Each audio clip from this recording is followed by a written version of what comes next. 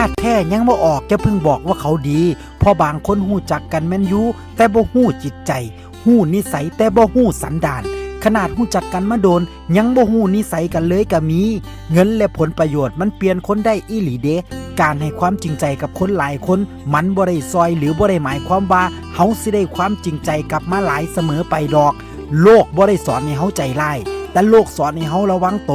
บางคนก็ดีนำเฮาคักดีนำเฮาแน่บางคนก็ดีแค่ต้อหน้าบางคนก็เอาเฮาไปนินทาบางคนก็คอยอิจฉา